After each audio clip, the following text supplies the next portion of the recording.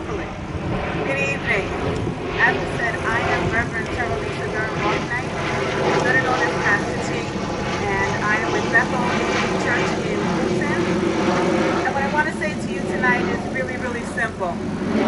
I'm so very glad to truly see each and every one of you here this evening. It is important that if we want something to happen, then we have to stand together. And not just stand together, but walk together and talk together and become as one body and one thought. I am, however, upset. I'm upset over what event has brought us together. The loss of a life at the hands of someone who does not have and never will have the authority to take the life of someone else, but instead was sent to serve and to protect. That selfless act has brought us together, and it really truly tears my heart to pieces. For the last time we have watched violence, and a loud cry in response has gone up and said, "No more." For the last time we have witnessed double talk and the sidestepping of responsibility, and the cry came out even louder, "No more." But then as the cries went up and the marches began, I asked myself, and I ask it to you right now, where do we go from here?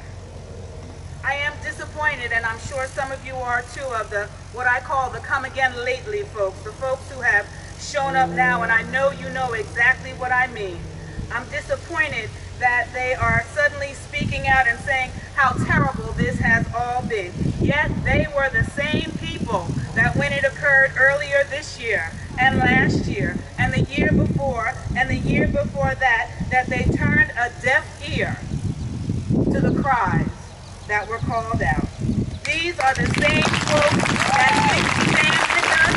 These are the same folks that now all of a sudden are saying how terrible it is, that stood against us on the other side of the avenue that we call peace and justice. They turned a deaf ear, or they labeled those of us who are coming together as stirring up the pot of problems. They were blowing things out of proportion, they said we were doing, and again they stuck their fingers in their ears every time they heard the word racism.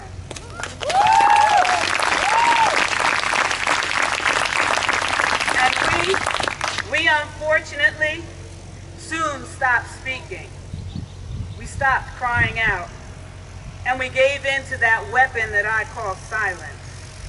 And now we need to look at ourselves in the mirror before we look to the left of us and to the right of us, before we look to somebody else, and ask ourselves, where do we go from here?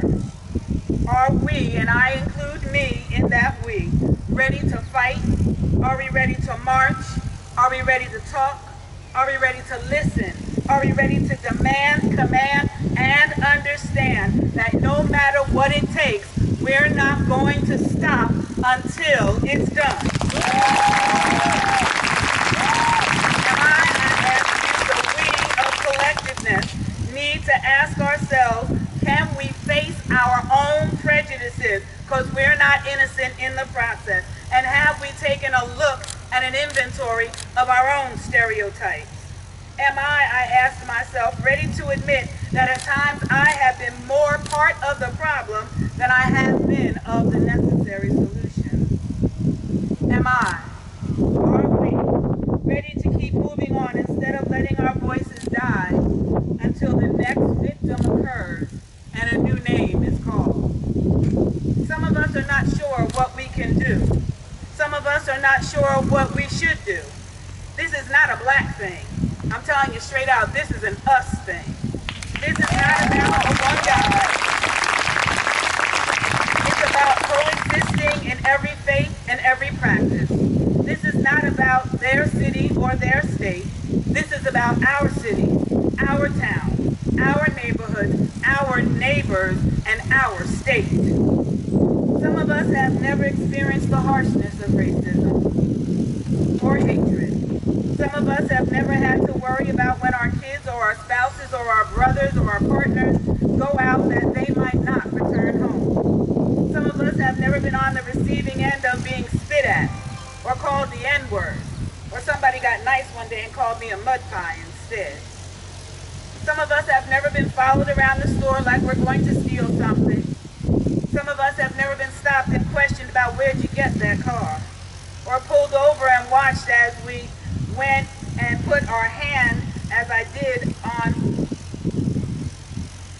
the side of the seat with my grandchildren in the car. And I watched as the officer approached and put his hand on top of a gun holster and asked me, "What are you doing in our area?" And as you do your best to remain calm, because right now you've got somebody else to protect, I said very quietly, "I live here. Besides a pastor, I'm a teacher. And I watch the challenges of my brown and my tan and my sand-colored kids, high school students who at times act like elementary kids, who are told they are sometimes far too white to be black and far too black to be white." But I tell you this, you don't have to experience what some of us are going through to know what's right and what's wrong, to know what's just and what is injustice. All you have to do is look around you, turn on the TV set, listen to the news, listen to and watch your emails as somebody sends a cruel and unnecessary joke. You don't have to go through what some of us are going through to know that this is just downright wrong and something has got to change.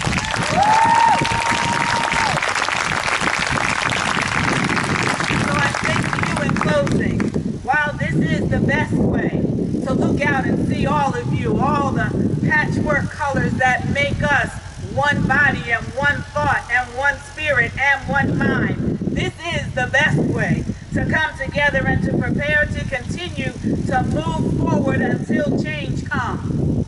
I understand some folks are going to get violent, for there's a new generation in town, and some of them are just not ready to keep on singing, "We shall overcome." They want change, and so do we. And we want change now. They are united across the color lines, and they are more mixed than those of the civil rights era. But tonight, right now, right here, this is just the beginning.